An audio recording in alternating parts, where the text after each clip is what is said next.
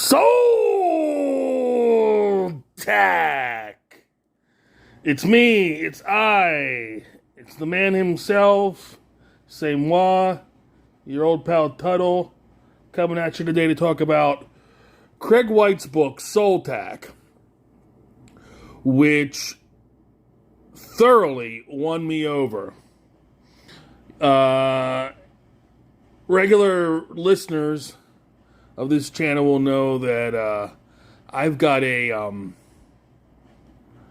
low threshold for lore and exposition. It's one of the reasons I don't go in much for sword and sorcery, because that the seventh sign of the moon, that stuff just makes my eyes glaze over.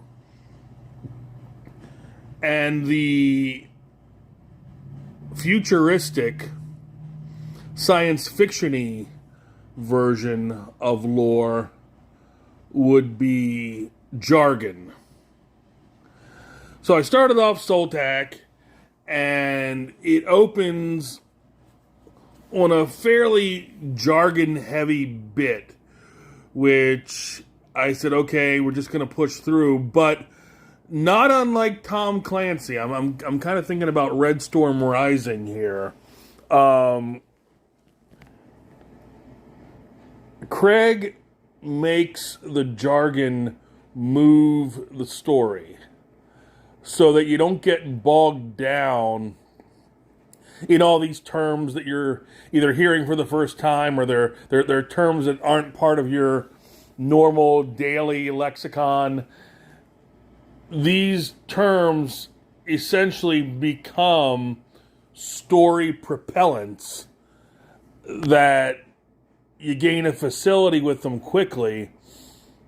And I got over my my phobia of jargon and lore real quick. The story starts in motion, and it moves throughout the entire book. There are no lulls. The characters are introduced. He's got a nice feature where the characters are kind of introduced. Each one gets his or her own splash page, which helps. The characters are very three-dimensional. I dug the protagonist very much, Dexter. He reminded me a lot of the sort of the anti-hero, bad boys doing the right thing for his own reasons, has his own code of ethics. These are the kind of protagonists we saw a lot of in the 70s. And he's an interesting guy.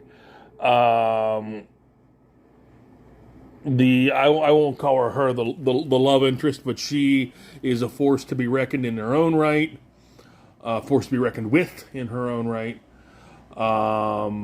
He's got this supporting cast, including two rodents who I can honestly say I've never seen anything quite like the rodents before. So that was a novel thing on me. But Soltac draws from the best of Clancy. It draws from some of Ethan Hunt's escapades in breaking into a facility in the Mission Impossible franchise. It draws from De Palma in some parts. It draws... I picked up a hint of Kurosawa right around the beginning of the third act. So there are a lot of stylistic influences. But what you really want to know, is as a casual reader, is this going to entertain me? Is this going to be worth my while? And the answer is 100% yes. It ends on a cliffhanger, but it's a cliffhanger that doesn't feel like a cheat. Tuttle's son went to the movies the other night, and it was one of those movies. The things they do now with the end of a series where they break the final movie into two parts, like they did with Hunger Games and Harry Potter. And he went to a movie, and the movie literally just stopped.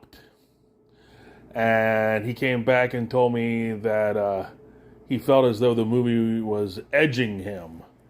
And then he turned to me and said, "Do you know what edging means?" Yes, Tuttle son, I know what edging means, and I'm so thrilled that my son, the product of a public education, knows what edging means. That's my tax dollars well spent.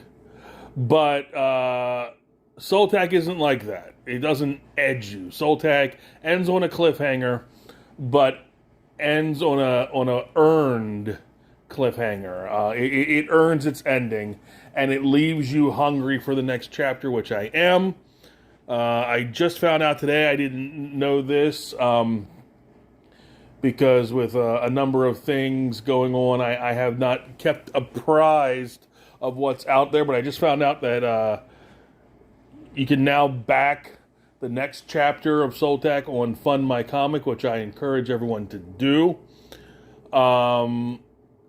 But that's the bottom line, is are you going to have fun? The answer is yes. This is a book that's got plenty of heart, character, and soul tack.